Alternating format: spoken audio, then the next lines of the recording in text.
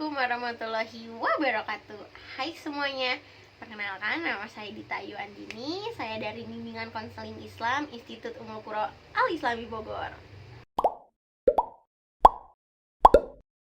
Pada tahun 2045, Indonesia ditargetkan untuk menjadi negara maju atau yang bisa disebut Indonesia Emas.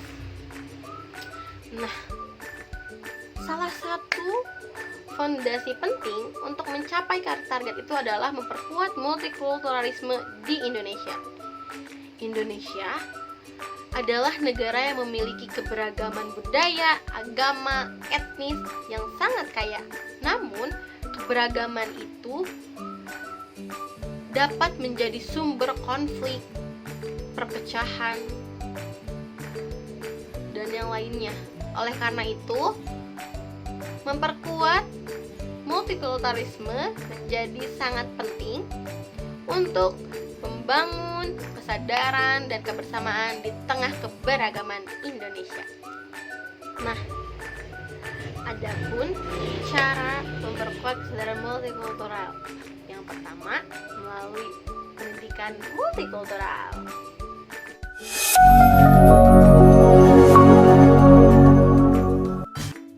Dalam pendidikan di Indonesia sudah diajarkan sejak dini, yaitu dalam pelajaran pendidikan kewarganegaraan. Di situ setelah diajari tentang keragaman dengan berbagai budaya dan juga agama, dan yang terpenting adalah rasa toleransi. Nah, di sini ada perbedaan merupakan anugerah yang diberikan Tuhan. Nah, ini pun salah satu pembelajaran yang dikeluarkan oleh pemerintah untuk anak-anak sejak dini agar mengenal perbedaan yang ada di Indonesia. Nah, jadi kita bisa dapat melihat dari sini. Yang kedua ada mempraktekkan toleransi dalam kehidupan sehari-hari. Indonesia yang memiliki begitu banyak budaya, bahasa, dan juga agama yang harus selalu kita syukuri, yang harus kita jaga.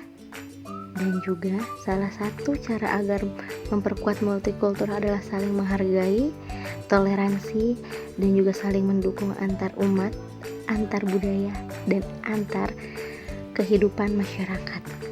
Itulah hebatnya Indonesia yang saat ini masih dikategorikan negara teramah di Asia atau mungkin di negara di dunia.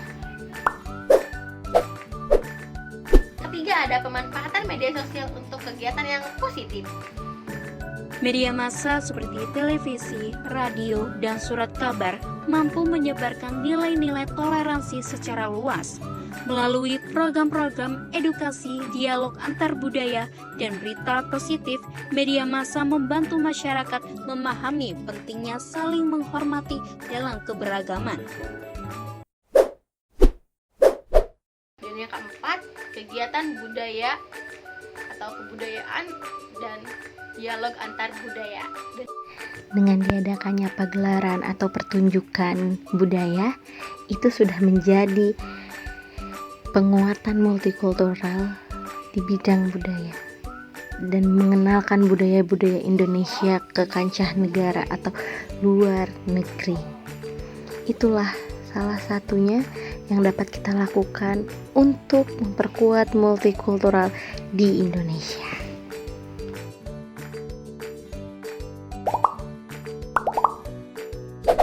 Yang terakhir, yang kelima, ada peran pemerintah dalam lembaga sosial.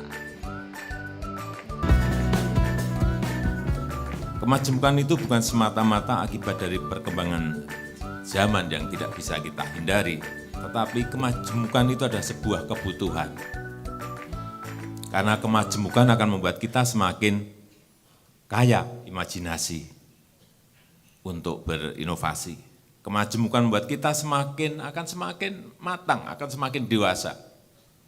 Dan kemajemukan itu akan menjadi satu bagian yang tak terpisahkan dari sebuah kemajuan ekonomi. Kita bisa menyaksikan kemajuan negara-negara di benua Amerika yang diawali dengan kemampuan mengelola kemajemukan itu. Tapi dalam satu dekade terakhir ini, kita juga menyaksikan contoh yang baik dari kawasan Timur Tengah, yaitu yang saya lihat di Uni Emirat Arab, Dubai, Abu Dhabi. 40 tahun yang lalu di Uni Emirat Arab merupakan negara yang tertinggal. Tingkat mulai hurufnya rendah. Budaya pendidikannya tertutup dan tradisional. Namun, Uni Emirat Arab sekarang menjadi negara yang sangat makmur dan maju. Menurut saya salah satu kunci utamanya adalah keterbukaan dan toleransi.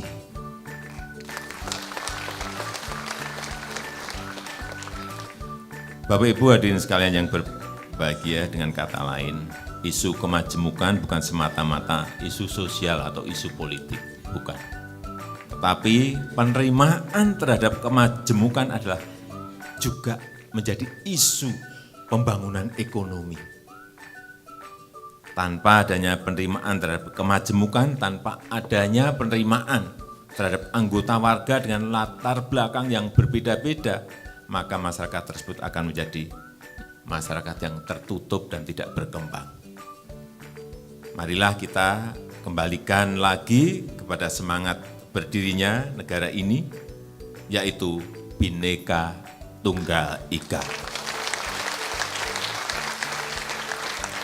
Yang mampu mengelola kemajemukan di internal bangsa kita, yang bisa menjadi teladan, menjadi panutan dunia dalam merawat toleransi dan persatuan, dan juga berani terbuka untuk kemajuan bangsa.